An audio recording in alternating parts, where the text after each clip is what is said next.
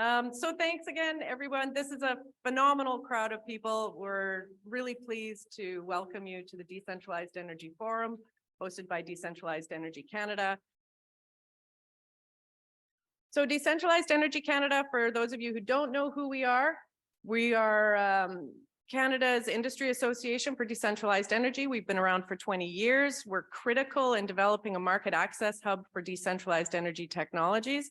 Those technologies include solar, wind, energy storage, electric vehicle charging infrastructure, hydrogen production for fuel cells. If you wonder what decentralized energy is, think about a car, a train, a boat.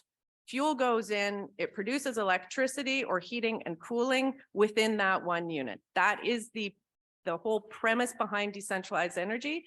And the idea that we can produce our energy efficiently, cleanly, and affordably within our communities and buildings is the objective of this event and the content we're going to through. So day one, we'll have a slightly technological flavor, and day two will be more on reporting on sustainability and how good we are.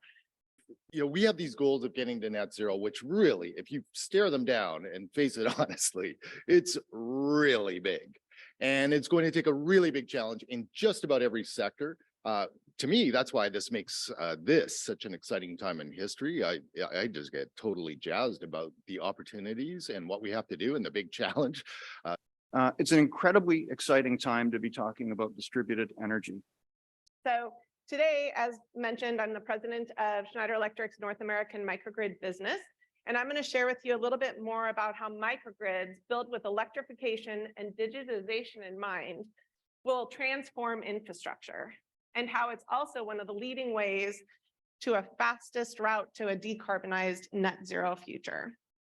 Just 5 years ago, wind power accounted for only 9% of Alberta's generation capacity. Today, it marks 22%. Alberta currently ranks third in Canada for solar and wind generation. And province-wide solar generation is now at the level regulators had forecast we would not reach until 2033. Not only is Alberta the largest contributor to clean tech spending in Canada, it is also Canada's leading jurisdiction for renewable investment. Alberta is foundational to Canada's net zero aspirations. And maybe just briefly on that food versus fuel debate, I think very clearly, especially in RNG, it does not make sense. We should not be using energy crops as fuel for RNG. There's plenty of straws, there's plenty of residues, but that is not the right thing as stuff for RNG.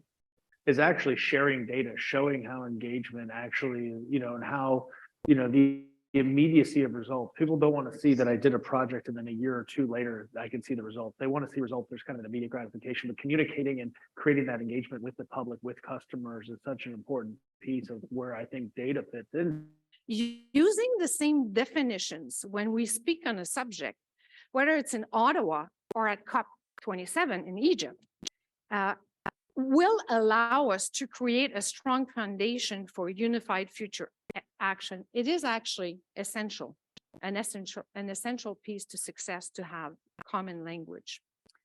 So we're a small country, but we have a lot of influence just because of the people we are in Canada. People listen to us, and because we are bridge builders. And that's what we have been doing from this foundation. But in order to do that, right, we need you, we need the experts, we need the interested parties to participate in those activities so that our challenges, our issues, our ideas, our successes are brought to the international level to help. And our mandate is to support investors and companies by facilitating technology transfer from industrialized countries to developing countries and economies in transition. So in short, the current standards in Canada failed to recognize the role that decentralized energy plays in the immediate societal demands for just energy transition, and there is an urgent need for action if we are able to achieve Canada's current federal commitments. So what's missing is an awareness and acknowledgement of the hard work that communities have been doing, that they have a vision for how their community is going to develop over time, and they are developing culture. And that is what actually draws in a lot of the net zero community solutions that we've been talking about over the last few days.